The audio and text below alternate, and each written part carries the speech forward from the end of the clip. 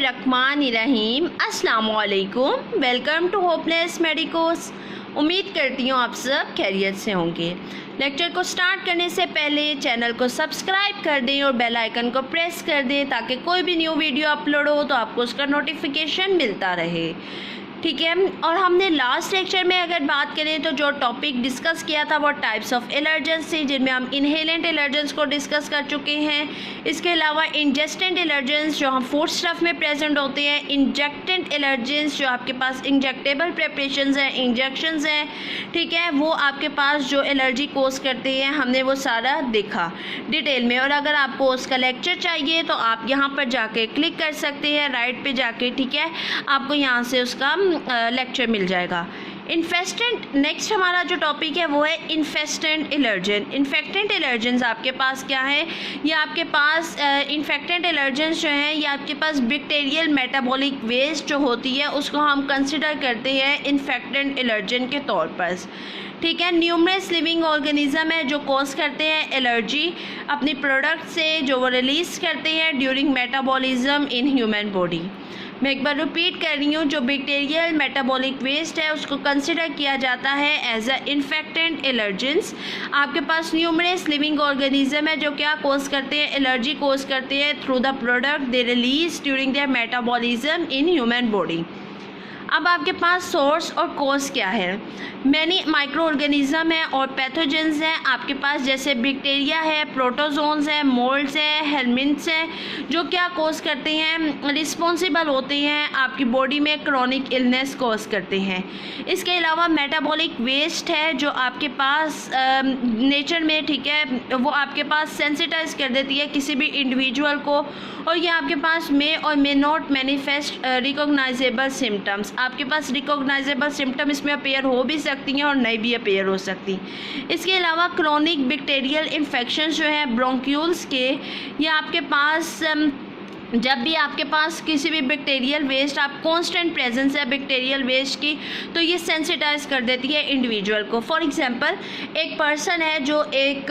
मतलब फैक्ट्री में काम कर रहा है, किसी भी इंडस्ट्री में वो काम कर रहे हैं, अब उसका वर्किंग एरिया जो है वो क्लीन नहीं है, उसमें वहाँ पर there are lot of bacteria, ठीक है, वहाँ पर बैक्टीरियल वेस्ट भी बहुत ज़्यादा है, ठीक है। अब वहाँ पर क्या होगा, वो पर्सन सेंसिटाइज हो जाएगा, वो इंडिविजुअल सेंसिटाइज हो जाएगा उन बैक्टीरियल से, और फिर क्या हो सकता है उसको आपके पास, ठीक है,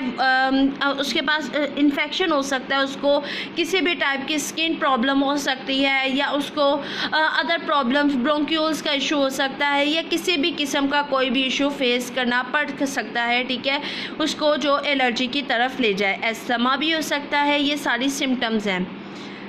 पर्सन जो है ऐसा हो भी सकता है कि वो एलर्जिक सिम्टम्स शो करे, लेकिन कभी कभी ऐसा भी होता है कि वो एलर्जी शो नहीं करता, उसकी बॉडी एलर्जिक शो नहीं करती, लेकिन उसके लिए अगर आपने ये डायग्नोस करना है कि कौन सी स्पेसिफिक टाइप है एलर्जी की, तो फिर हम उसके लिए स्किन टेस्ट परफॉर्म करते हैं ताकि हम उसका प्रॉपर ट्रीटमेंट स्टार्ट कर सकें कि कौन सी स्पेसिफिक टाइप है, कौन सा बैक्टीरिया है जो एलर्जी कोज कर रहा है, तो उसके लिए फिर स्किन टेस्ट किया जाता है, ठीक है।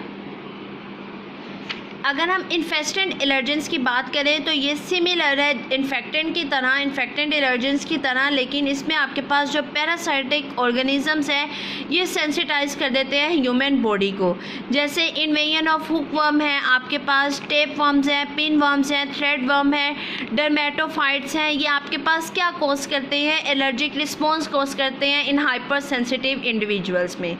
आपके पास ग्रोथ प्रोडक्ट्स हैं एंड मेटाबॉलिक वेस्ट है ऑफ दीज पैरासाइट्स, ये आपके पास अगर आप कॉन्स्टेंटली प्रेजेंट है आपकी बॉडी में तो ये आपके पास इन्फेस्टेंट एलर्जेंस कोज कर सकती है, ठीक है। जैसे मैंने आपको पहले भी एग्जांपल दी कि कोई भी इंडस्ट्री है जहाँ पर बैक्टीरियल वेस्ट प्रेजेंट है, या किसी भी किस्म की कोई वेस्ट प्रेजेंट है, या आपके पास आप क्लीन वॉशरूम नहीं यूज़ कर रहे, या आपके जो भी वर्किंग एरिया है वो क्लीन नहीं है, तो इट कैन कोज एलर्जी, ठीक है। तो इसका मतलब क्वेश्चन यही है कि आप अपना वर्किंग एरिया क्लीन रखें, आप हैंड ग्लव्स यूज़ करें, मास्क यूज़ करें, सैनिटाइज करें अपनी बॉडी को, अपने हैंड्स को, ठीक है, अपने प्रॉपर वॉश करें हैंड्स को, अपनी बॉडी को क्लीन रखें। इसका मतलब ट्रीटमेंट यही है कि जितना आप उससे दूर रह सकते हैं रहें, ठीक है। नेक्स्ट हमारे पास एलर्जी में केस हिस्ट्री आ जाती है। हमने टाइप्स ऑफ एलर्जेंस को फिनिश किया और अब हमारे पास है केस हिस्ट्री। हमने जो भी सर्कमस्टांसेस हैं, जो भी एलर्जी की टाइप है, उसको डिटरमिन करने के लिए आपके पास जो भी पेशेंट को एलर्जी है, एलर्जिस्ट जो हैं वो रिकॉर्ड रखते हैं ऑल डिटेल्स का, जिसमें आपके पास सराउंडिंग एलर्जिक अटैक्स जिसमें इंक्लूडिंग डाटा है, आपके पास उसका ऑक्यूपेशन क्या है, फैमिली हिस्ट्री क्या है, ये सारा इंफॉर्मेशन जो है केस हिस्ट्री में आ जाती है। ठीक है, जो भी पेशेंट से कंसर्न करती है इंफॉर्मेशन, ठीक है, जिसमें उसके पास सिम्टम्स क्या हैं, रीसेंट अटैक क्या है, ये सारी हिस्ट्री ऑफ पेशेंट में इंक्लूड है। अगर हम अब हमारे पास मेन जो चीज़ आ जाती है वो है component of case history. Case history के कंपोनेंट क्या हैं आपके पास? इसमें फर्स्ट आपको ये पता होना चाहिए नेम और जेंडर क्या है पर्सन का, एज क्या है, मैरिटल स्टेटस क्या है, उसका ऑक्यूपेशन क्या है, चीफ कंप्लेंट उसकी क्या है, ठीक है, उसकी कंप्लेन क्या है, प्रेजेंट इलनेस उसकी क्या है, फिर एज ऑफ ऑनसेट क्या है और डेट ऑफ फर्स्ट अटैक क्या है। ठीक है, इसके अलावा आपको place, time and mode of onset का पता होना चाहिए, उसका सीजनल वेरिएशंस का पता होना चाहिए कि क्या उसमें सीज़न के लिहाज से कोई उसकी बॉडी में तो नहीं वेरिएशंस आई, कुछ चेंजेस तो नहीं आए, फिर ड्यूरेशन क्या है उस एलर्जी का, उसकी जो भी प्रॉब्लम है उसका क्या है, फिर आपको व्हाट रिलीव्स अटैक, उन अटैक से क्या आपको मतलब कैसे रिलीव मिल सकता है, वो सारी इंफॉर्मेशन इंक्लूड होती है केस हिस्ट्री में। अगर हम प्रेजेंट अटैक की बात करें तो प्रेजेंट अटैक में उसकी केस हिस्ट्री बनाएं तो कैसे होता है, डेट ऑफ ऑनसेट है आपके पास, प्लेस ऑफ ऑनसेट है, मोड ऑफ ऑनसेट है, फिर आपके पास अगर स्नीजिंग है, नज़र डिस्चार्ज है, कफ है, हेडेक है, ये सारी चीज़ें केस हिस्ट्री में इंक्लूड होती हैं जो आप पेशेंट से पूछते हैं। सिम्टम्स जो अफेक्टेड होती हैं बाय मतलब आप कौन कौन सी सिम्टम्स आ जाती हैं, मील्स, ठीक है, अगर कोई पेशेंट जो है कौन सा मील ले रहा है, ड्रग कौन सी ले रहा है, एक्साइटमेंट, ठीक है, ये आपके पास एक फैक्टर है, फिर वेदर चेंजेस आपके पास फैक्टर्स में आ जाता है, फिर विंड है आपके पास, स्मोक और फ्यूम्स हैं कि उसकी वजह से तो नहीं एलर्जी है, फिर आपके पास टाइम ऑफ द डे है कि डे के किस टाइम में उसको मतलब ये जो भी अटैक हुआ है उसका फर्स्ट अटैक है, सेकंड है जो भी अटैक हुआ है डे के किस टाइम में हुआ है, फिर आप ब्रेन का पूछते हैं, वर्किंग इन गार्डन है, ठीक है,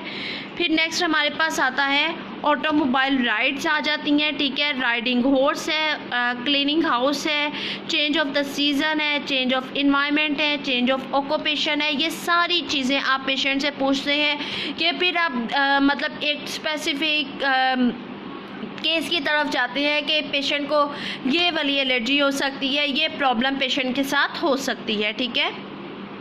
बाकी इन्फॉर्मेशन जो आपको चाहिए होती है वो है अदर टाइप्स ऑफ इन्फॉर्मेशन में आपके पास ये इंक्लूड होता है टाइप्स ऑफ मेडिकेशन जो पेशेंट ले रहा है उस टाइम पे कौन कौन सी मेडिसिन यूज़ कर रहा है, ठीक है, उसका होम इन्वायरमेंट कैसा है, ठीक है, फिर आपके पास उसका अगर वेदर मतलब विंटर का है तो उसका हीटिंग सिस्टम कैसा है, टाइप ऑफ फ्लोर कवरिंग क्या है, कभी कभी ऐसा होता है कि कुछ को कारपेट से भी एलर्जी होती है या उनको सोफ़ा कॉटन या उसके कवरिंग से भी एलर्जी होती है, तो इसीलिए फ्लोर कवरिंग का भी पूछा जाता है कि फ्लोर किस चीज़ से कवर किया हुआ है, कारपेट तो नहीं है, तो ये सारी चीज़ें भी मैटर करती हैं। फिर प्रेजेंस ऑफ पेट्स है कि कोई पेट तो नहीं है, कैट डॉग या कोई भी उन्होंने पेट तो नहीं रखा हुआ, फिर काइंड ऑफ कॉस्मेटिक यूज़ कि वो किस टाइप की कॉस्मेटिक्स को यूज़ कर रहा है, किस कंपनी की कॉस्मेटिक्स को यूज़ कर रहा है, फिर नेचर ऑफ बेड कवर्स क्या है, उसके पिलोज के कवर क्या है, फिर उसके पास्ट मेडिकल हिस्ट्री के बारे में पूछा जाता है, ठीक है,